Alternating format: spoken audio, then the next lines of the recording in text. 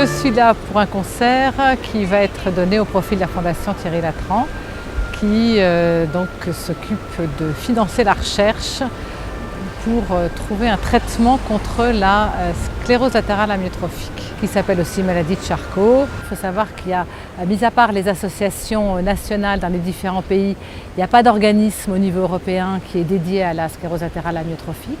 Elle n'a comme seul objectif que de trouver un traitement, et donc elle finance des projets qui sont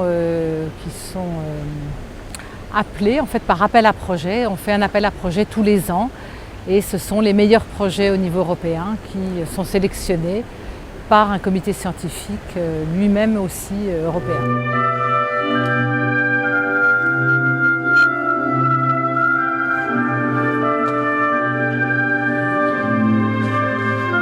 C'est une maladie incurable aujourd'hui, on ne sait pas la soigner, il n'y a pas de traitement. Pour faire simple, en fait, cette maladie touche le motoneurone qui ne remplit plus sa fonction et les muscles s'atrophient à une allure vertigineuse. Donc les muscles s'atrophient très rapidement, donc ce sont tous les muscles volontaires et rapidement on perd la marche, on perd la motricité.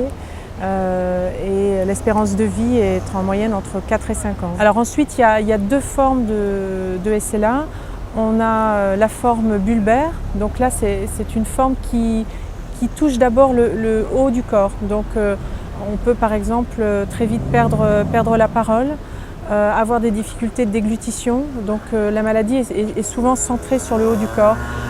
Et ensuite, il y a la forme spinale qui elle, est la forme de maladie qui va toucher d'abord le bas du corps. Aujourd'hui, il y a 8000 malades en France touchés par cette terrible maladie. Chaque jour en France, il y a 4 personnes qui sont diagnostiquées SLA et 4 personnes en décèdent également chaque jour. Donc c'est terrible, hein, c'est une maladie qui touche beaucoup de malades en France.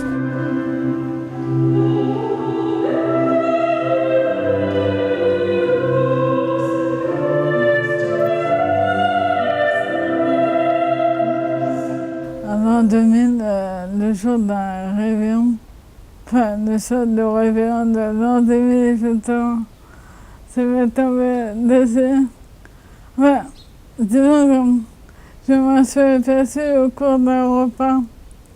Je me suis mise à bafouiller sans raison. Je parlais que ce que j'avais vu, c'était un apéritif. J'avais quoi, un demi-verre de vin. Donc là, je me suis rendu compte que je ne vais pas fouiller sans raison. Par la suite, ça s'est reproduit plusieurs fois. Et suite à ça, j'ai décidé de consulter mon généraliste. Et suite à ça, du coup, il n'a pas voulu se prononcer.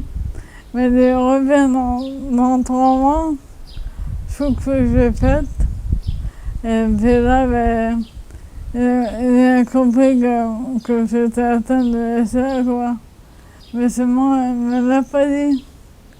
Il a préféré m'envoyer à Saint-Pétrier, voir un neurologue, qui après, c'était une batterie d'examen qui m'ont annoncé SLA. Dans un premier temps, j'étais plus ou moins à vivre normalement. Je ne voulais pas y penser. Et que un jour, j'ai reçu un document qui était destiné à mon orthopédiste. J'ai été voir tout de suite la durée de vie. Et quand j'ai vu que c'était entre 3 et 5 ans, ça m'a immédiatement anéanti. Je vais travailler tous les muscles du visage afin de pouvoir garder aussi, pour pouvoir déglutir. Et puis surtout aussi pour parler, puis manger bien évidemment. C'est important ça. Il faut savoir que le SLA, ça vous empêche de marcher, ça vous empêche de parler, de manger, il faut finir de respirer. Donc c'est un combat énorme à mener que je mène. Il faisait un déni de la maladie j'ai donc décidé de préserver toute ma famille et de tout quitter. Je ne voulais pas que mes filles deviennent mettre leur vie entre parenthèses.